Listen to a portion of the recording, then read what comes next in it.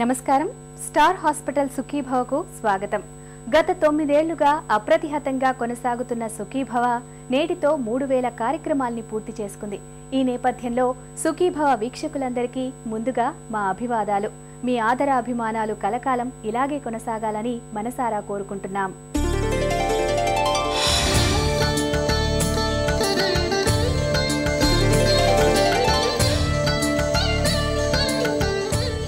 ఇక ఈరోజు సుఖీభవలో ప్రతి ఏటా ఆగస్టు నెల మొదటి వారంలో తల్లిపాల వారోత్సవాలు జరుపుకుంటున్న నేపథ్యంలో బిడ్డకు స్తన్యం ఇవ్వడం వల్ల అమ్మకు ఒనగూరే ప్రయోజనాల గురించిన ప్రత్యేక కథనాన్ని చూద్దాం.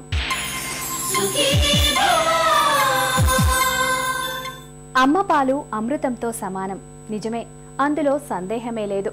తల్లిపాలు బిడ్డపాలిట సంజీవని అని అందరం ముక్తకంఠంతో ఒప్పుకుంటాం. కానీ స్తన్యం ఇవ్వడం వల్ల పసిబిడ్డకు మాత్రమే కాదు, ఇటు అమ్మకు కూడా ఎన్నో ఆరోగ్య ప్రయోజనాలు ఉన్నాయని మీకు తెలుసా? బరువు తగ్గడం మొదలుకొని ప్రాణాంతక క్యాన్సర్ల నుంచి రక్షణ కల్పించడం వరకు తల్లిపాలతో అమ్మకు ఎన్నో లాభాలు ఉన్నాయని చెబుతారు డాక్టర్లు. ప్రతి ఏటా ఆగస్టు మొదటి వారంలో తల్లిపాల వారోత్సవాలు జరుపుకునే నేపథ్యంలో బిడ్డకు స్తన్యం ఇవ్వడం మూలంగా తల్లికి ఒనగూరే ప్రయోజనాల గురించిన ప్రత్యేక కథనాన్ని ఇప్పుడు చూద్దాం.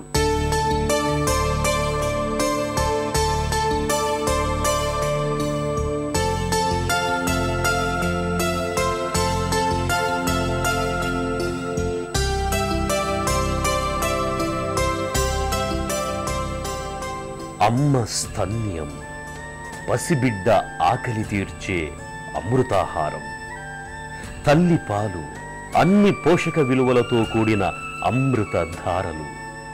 తల్లికి బిడ్డకు అనుబంధాన్ని ముడివేసే అమృత వారధి.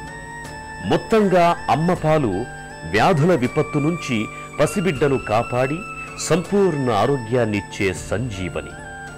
పాపాయికి పాలు పట్టడం అంటే కేవలం ఆకలి తీర్చడం మాత్రమే కాదు, భవిష్యత్ ఆరోగ్యాన్ని భద్రంగా ఉంచే ఔషధాల గనిని అందించడమే. అయితే తల్లిపాల మూలంగా కేవలం బిడ్డకు మాత్రమే కాదు, అమ్మకు కూడా చాలా ప్రయోజనాలే ఉన్నాయి.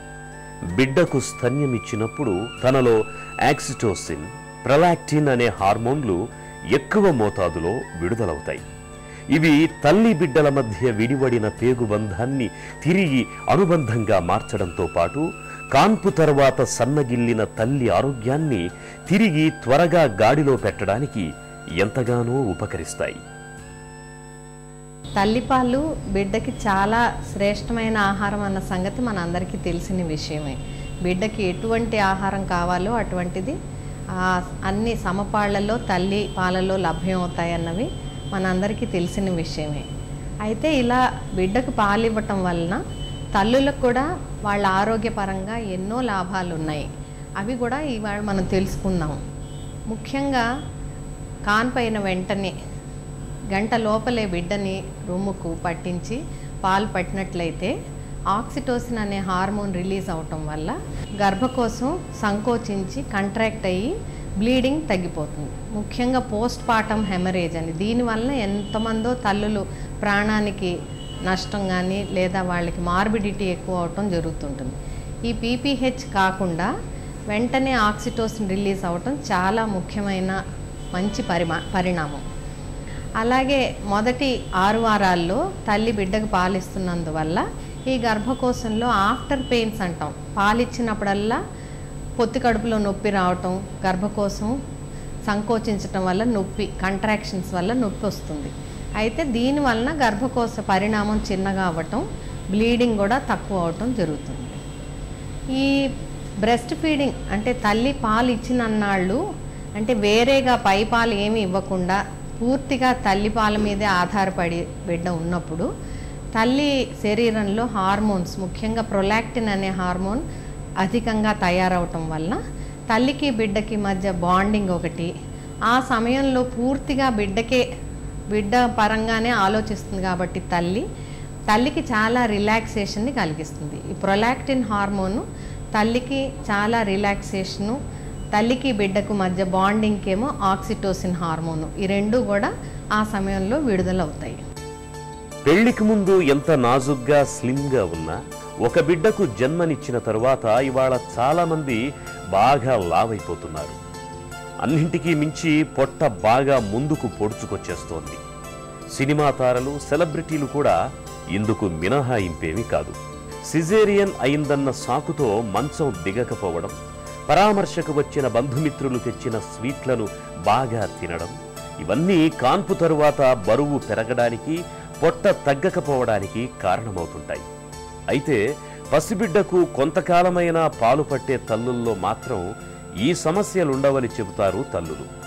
బిడ్డకు పాలిస్తున్న కాలంలో రోజుకు సగటున 500 క్యాలరీలు ఖర్చవుతాయి.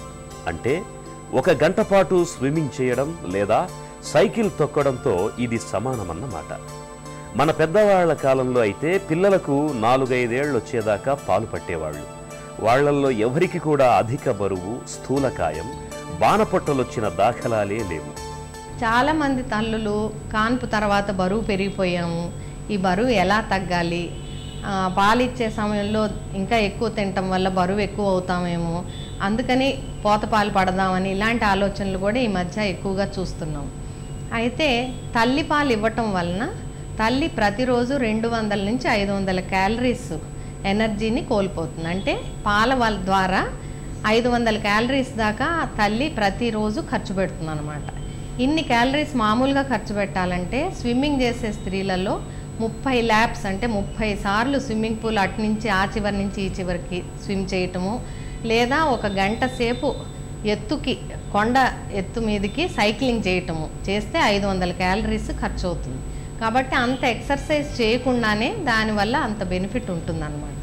సో గర్భం దాల్చిన తర్వాత పొట్ట ఎత్తు అయిన వాళ్ళు, బరువు అధికంగా పెరిగిన వాళ్ళు పూర్తిగా బిడ్డకి పాలిచ్చినందువల్ల మొదటి 6 నెలల్లో కనీసం నెలకి 2 పౌండ్లు, 1 పౌండ్ 2 పౌండ్ల చొప్పున 5 కిలోల దాకా బరువు తగ్గే అవకాశం ఉన్నది.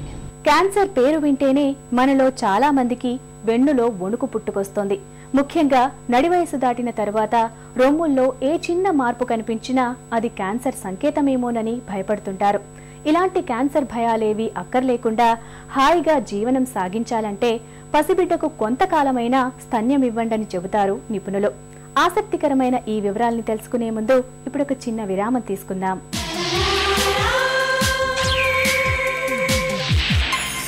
Okay.